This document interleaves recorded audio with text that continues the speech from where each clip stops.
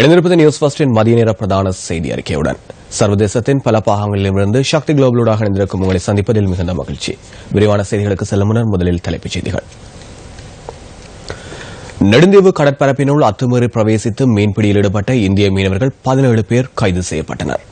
தபால் தொழிற்சங்க அடையாள பணி பகிஷ்கரிப்பு காரணமாக தேங்கியுள்ள தபால்களை உடனடியாக விநியோகிப்பதற்கு நடவடிக்கை மேற்கொள்ளப்பட்டுள்ளது. தமிழக முன்னாள் முதலமைச்சர் ஜெயலலிதா ஜெயராம் பாரத ரத்னா விருதுக்கு தகுதியானவர் அல்ல என பாமகவின் இளைஞரணி தலைவரான அன்புமணி ராமதாஸ் தெரிவிப்பு.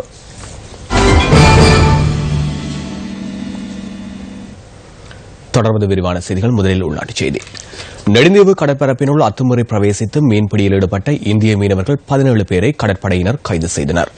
நெடுந்தீவின் வடமேற்கு கடற்பரப்பில் இந்திய மீனவர்களை நேற்று மாலை கைது செய்துள்ளதாக கடற்படையின் ஊடக பேச்சாளர் கேப்டன் அக்ரம் அலவி குறிப்பிட்டார். இதன்போது இந்திய மீனவர்களின் 3 டிராலர் படகுகளையும் கடற்படையினர் பறிமுதல் செய்துள்ளனர். கைது செய்யப்பட்ட இந்திய மீனவர்கள் காங்கேசன் துறைக்கு அழைத்து வரப்பட்டதன் பின்னர் மேலதிக நடவடிக்கைகளுக்காக கடற்தொழில் திணைக்களத்தின் யாழ் மாவட்ட உதவி பணிப்பாளரிடம் ஒப்படைக்கப்பட உள்ளனர்.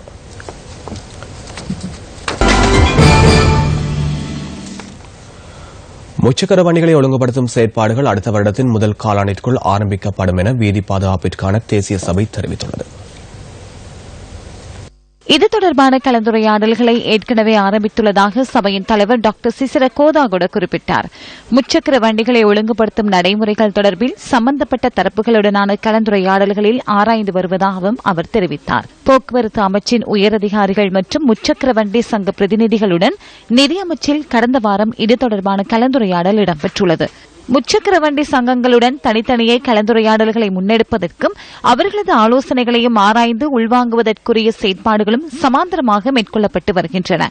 இதற்கமைய முச்சக்கர வண்டிகளை ஒழுங்குபடுத்துவதற்கான வழிமுறைகளை சட்டப்பூர்வமாக்குதல், உள்ளடக்கப்படும் விடயங்களை தீர்மானித்தல் மற்றும் கொள்கைகள் குறித்து தீர்மானங்களும் மேற்கொள்ளப்பட உள்ளதாக வீதி பாதுகாப்புக்கான தேசிய சபையின் தலைவர் சுட்டிக்காட்டினார். மன்னார் அரசு சுற்றுலா விடுதியை திறந்து வைக்கும் நிகழ்வு நேற்று தினம் இடம்பெற்றது. இந்த நிகழ்வில் உள்நாட்டு அலுவல்கள் அமைச்சர் வஜ்ர அபேவர்தன, வன்னி பாராளுமன்ற உறுப்பினர் கே காதர் மஸ்தான் உள்ளிட்ட பலர் கலந்து கொண்டனர். இதன்போது வன்னி பாராளுமன்ற உறுப்பினர் கே காதர் மஸ்தான் இவ்வாறு கருத்து தெரிவித்தார். மிகவும் விரைவாக அந்த ஜனாதிபதி நடமாடும் சேவையை மிகவும் விரைவாக இங்கு நடாத்தி இங்குள்ள பிரச்சனைகளுக்கு என்றால் நடமாடும் சேவை வந்தால் தெரியும். பாரிய முக்கியமான இங்கு உள்ள எமது காணி பிரச்சனைகள் மிகவும் பாரியளவாக இருக்கின்றது. அவர்களுடைய வாழ்வாதார பிரச்சனை அது ஒரு இன்னொரு இந்த ரீதியில் எடுத்துக்கொண்டாலும் பாரிய பிரச்சனை கொடுக்கிற அந்த அனைத்து பிரச்சனைகளுக்கும் ஓரளவாவது இந்த ஜனாதிபதி நடமாடும் சேவை மூலம் நிவர்த்தி செய்யக்கூடிய ஒரு சூழ்நிலை இருக்கின்றது. அது மிகவும் விரைவாக அடுத்த கட்டமாக நாங்கள் இந்த வடமாநிலத்தில் அதுவும் குறிப்பாக வன்னி மாவட்டங்களில் வைப்போம் என்று அமைச்சர் அவர்கள் கூறியுள்ளார்கள். மிகவும் சந்தோஷமா இருக்கின்றது.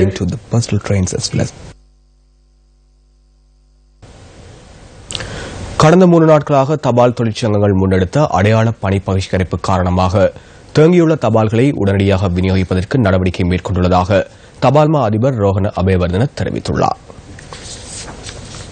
சாதாரண தபால் சேவைகள் நேற்று இரவு மீண்டும் முன்னெடுக்கப்பட்டதுடன் விரைவு தபால் சேவைகளும் ஏனைய தபால் சேவைகளும் மீண்டும் ஆரம்பிக்கப்பட்டுள்ளதாக தபால்மா அதிபர் தெரிவித்துள்ளார்.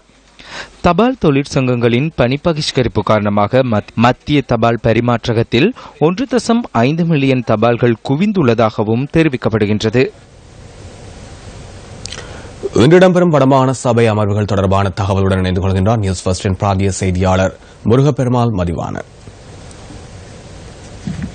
வடமாகாண சபையின் 72வது அமர்வு கைதடியில் அமைந்துள்ள வடமாகாண சபை அவையில் அவைத்தலைவர் CVK சிவஞானம் தலைமையில் இடம்பெற்றுக் கொண்டிருக்கின்றது. இதில் 2014 ஆண்டுக்கான வரவு செலவு திட்ட விவசாய அமைச்சின் பாதுகாடு விவசாய அமைச்சர் ஐங்கர்நேசன் முன்வைத்து உரையாற்றினர். தொடர்ந்து அதற்கான கருத்துரைகளை வடமாகாண சபை உறுப்பினர்களான லிங்கநாதன், சிவஜோகன், வி கனகரட்னம், சுகீர்தன், தர்மலிங்கம், சர்வேஸ்வரன் ஆகியோர் உரைகளை நிகழ்த்தியுள்ளனர். கிழக்கு மாகாண சபை அமர்வுகளுடன் தொடர்பான தகவலுடன் இணைந்து கொள்கின்றார் அங்கிருக்கும் நியூஸ் ஃபர்ஸ்டின் பிராந்திய செய்தியாளர் ஹயாத்து முகமது ஹலால்டி. கிழக்கு மாகாண சபையின் 2017 ஆண்டுக்கான வரவு செலவு திட்ட பாதீட்டு உரைக்கான 3ஆம் நாள் அமர்வு இன்று காலை 9:30 மணிக்கு கிழக்கு மாகாண சபை தவிசாளர் சந்திரதாச களபதி தலைமையின் கீழ் இடம்பெற்றது. இன்று சுகாதார அமைச்சுக்கான வரவு செலவு திட்டம் சுகாதார அமைச்சர் LM நசீரினால் சமர்ப்பிக்கப்பட்டது. இதனைத் தொடர்ந்து வாதங்கள் இடம்பெற்றன. கிழக்கு மாகாண சபை உறுப்பினர் RM அன்வர் பதவி சிறிபுர, சிரியாய், புல்மோட்டை ஆகிய 3 பிரதேசங்களையும் உள்ளடக்கிய புல்மோட்டை தர வைத்தியசாலைக்கான அனைத்து வசதிகளையும் கேட்டார். எதிர்க்கட்சி மாகாண சபை உறுப்பினர் MSM சுபேர் கூறுகையில் சுகாதாரத்துறை திறம்பட இயங்குவதாக கூறினார். எனினும் சில குறைபாடுகளும் காணப்படுகின்றன. அவற்றையும் நிறைவு செய்யப்பட வேண்டும். மத்திய அரசுடன் அதிகமாக தொடர்புகளை ஏற்படுத்தி அவர்களிடம் இருந்து மாகாணத்துக்கு தேவையான இன்னும் பல சேவைகளை பெற்றுக்கொள்ள முன்வர வேண்டும் என கூறினார். இதனைத் தொடர்ந்து கௌரவ மாகாண சபை உறுப்பினர் நஜீப் மஜீத் கூறும்போது நீரிழிவு நோய் சம்பந்தமாக கூடிய கவனம் செலுத்தப்பட வேண்டும் என கூறினார். கௌரவ மாகாண சபை உறுப்பினர் JM லாகிர் கூறும்போது மூதூர் வைத்தியசாலையில் சிற்றூழியர், சாதியர் மேற்பார்வையாளர் இல்லை. சுகாதார பணிமனையினை புதுப்பித்து ஆளாணியினை பெற்றுத் தருமாறு வேண்டுகோள் விடுத்தார். தோப்பூர், கிளிவெட்டி முதலான வைத்தியசாலைகளின் குறைபாடுகளையும் செய்து தர வேண்டும் என அவர் கூறினார். நியூஸ் செய்திகளுக்காக கிழக்கு மாகாண சபை வளாகத்திலிருந்து ஹயாத்து முகமது அலால்தீன். நீர் மூலாதாரங்களுக்கான நிதி ஒதுக்கீடு தொடர்பில் கிழக்கு மாகாண சபையில் நேற்றைய தினம் கருத்துக்கள் பரிமாறப்பட்டன. மாகாண விவசாய நீர்ப்பாசன துறைகள் அபிவிருத்தி செய்து மக்களின் வாழ்வாதாரத்தை முன்னேற்றுவதற்கான நடவடிக்கைகளுக்கு உந்து சக்தியாக எமது மாகாணத்துக்கு நிதி உதவினை வழங்குகின்ற உலக வங்கி, ஐரோப்பிய ஒன்றியத்தின் வேலை திட்டத்தை நடைமுறைப்படுத்துகின்ற உலக விவசாய ஸ்தாபனம், மத்திய அரசு, மத்திய அமைச்சின் கீழ் செயல்படும் திணைக்களங்கள் என்பவற்றுக்கு கிழக்கு மாகாண மக்கள் சார்பாகவும் எனது அமைச்சு சார்பாகவும் எனது மனமார்ந்த நன்றிகளை தெரிவித்துக் கொள்ள விரும்புகின்றேன். கிழக்கு மாகாண சபையிலே நான் நினைக்கின்றேன், இந்த நாட்டில் இருக்கின்ற எல்லா அரசியல் கட்சிகளும் சேர்ந்து நாங்கள் எதிர்கட்சியாக இருந்தாலும் எங்களுடைய அரசாங்கத்துடைய தயவுகள் நீங்கள் எல்லோரும் ஒன்று சேர்ந்து இந்த நாட்டில் ஆட்சி செய்கின்ற ஒரு நல்ல நிலை காணப்படுகின்றது. இந்த சூழ்நிலையில் சிரிக்கவனாங்க அரசாங்கத்துடைய நிறைய ஐக்கிய மக்கள் சுதந்திர கூட்டணியுடைய 14 உறுப்பினர்கள் இந்த சபையில் அதிக பெரும்பான்மை கொண்டவர்கள். 14 பேர் நாங்கள். ஆகவே நாங்கள் பலம் பொருந்தியவர்கள். இருந்தாலும் இந்த நாட்டுடைய ஜனாதிபதி அவர்கள் எங்களை எல்லாம் அழைத்து நீங்கள் எதிர்கட்சியாக இருந்தாலும் இந்த நாட்டுடைய நல்ல நிகழ்வுகள் நல்லவற்றுக்கு நீங்கள் உதவி செய்ய வேண்டும் என்று ஆலோசனை செய்யப்பட்டிருக்கின்றனர். சில வடமாகாண சபையை கொண்டு எங்களுடைய கிழக்கு மாகாண சபையை ஒப்பிட முடியாது. ஆகவே வடமாகாண சபையில் எவ்வாறு பேசுகிறார் என்று அதுக்காக நாங்கள் அவர் பேச முடியாது. ஒதுக்கப்பட்டிருக்கிற விவசாயத்தினர்களுக்கு ஒதுக்கப்பட்டிருக்கிற பணம் நீர்ப்பாசனத்திற்கு ஒதுக்கப்படும் எல்லாமே போதுமானது. 100 மில்லியன் என்பது ஒரு குளத்தைக்கு 100 மில்லியன் இந்த கிழக்கு மாநிலத்தை ஒரு குளத்தை சீராக நாங்கள் புனர்நிர்மாணம் செய்ய வேண்டும் என்றால் கூட 100 மில்லியன் செய்தால் 2000 ஏக்கர் காணிக்கு நாங்கள் பார்த்து கொடுக்கலாம். ஆனால் மொத்தமே 100 மில்லியனை கொண்டு வந்து கிழக்கு மாநிலம் முழுவதற்கு நீர்ப்பாசனத்தை செய்வது என்பது ஒரு கஷ்டமானது. அம்பலாங்குடை கிராமிய வைத்தியசாலையின் அவசர சிகிச்சை பிரிவில் இன்று காலை தீ பரவியுள்ளது.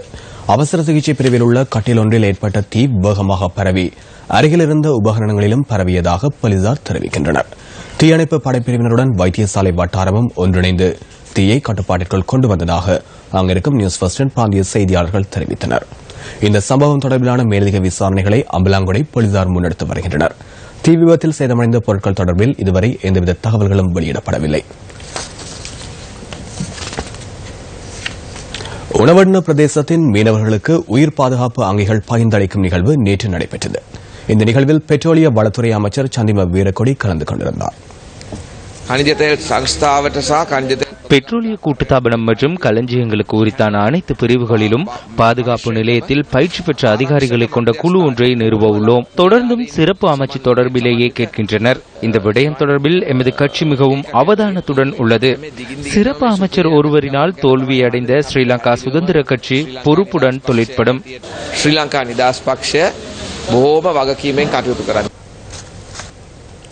யட்டியாந்தோட்டை கந்தலோயா தோட்டப்பாதை குன்றும் குழியுமாக காணப்படுவதாக அங்கிருக்கும் மக்கள் விசனம் தெரிவிக்கின்றனர். யட்டியாந்தோட்டை நகரிலிருந்து கந்தலோயா தோட்டத்திற்கு செல்லும் 10 கிலோமீட்டர் தூரமான பாதை பல வருடங்களாக புனரமைக்கப்படாமல் இருப்பதாக இந்த பகுதி மக்கள் கவலை தெரிவிக்கின்றனர். கந்தலோயா பகுதியிலிருந்து யட்டியாந்தோட்டை நகரத்திற்கு செல்வதற்கு இந்த ஒரு பாதை மாத்திரமே காணப்படுகின்றது எனவும் பாதை சீராக இல்லாமையினால் பஸ் போக்குவரத்தும் முன்னெடுக்கப்படுவதில்லை என மக்கள் தெரிவிக்கின்றனர். உடைந்த பாதையூடாகவே பாடசாலை மாணவர்கள், நோயாளிகள் மற்றும் தொழிலாளர்கள் பயணிப்பதாகவும் அவசர நிலைமைகளில் நோயாளர்களை வைத்தியசாலைக்கு கூட கொண்டு செல்ல முடியாத நிலையில் பாதை சிதைவடைந்துள்ளதாகவும் அங்கலாய்க்கின்றனர். தேர்தல் காலங்களில் மாத்திரமே அரசியல்வாதிகள் தமது பகுதிகளுக்கு வருவதாகவும் தேர்தல் முடிந்ததும் மக்களை கண்டுகொள்வதில்லை எனவும் தெரிவிக்கும் மக்கள் இது தொடர்பில் சம்பந்தப்பட்ட அதிகாரிகளுக்கு பலமுறை அறிவித்த போதிலும் அவர்கள் எவ்வித நடவடிக்கைகளையும் எடுக்கவில்லை என சுட்டிக்காட்டுகின்றனர். கொண்டு போறதுக்கும் வாகனமே இல்ல தான். எந்த வாகனத்துல போறது போனாலும் இந்த பஸ்ல போய் இடவுல போனாலும் செத்து போயிருவாங்க. அப்படித்தான் எங்களுக்கு ரோட்டு இல்ல, ரோட்டு வசதி இல்ல, நோயாளி கொண்டு போறதுக்கு இல்ல, ஒன்னும் இல்ல. நாங்க கஷ்டப்பட்டுக்கிட்டு தான் இது உள்ளுக்க இருக்கிறோம். உங்களுக்கு பார்க்க தெரியுது தானே, ரோட்டு இல்ல, எங்களுக்கு நடக்கிற ஒழுங்கான வாகனம் இல்ல.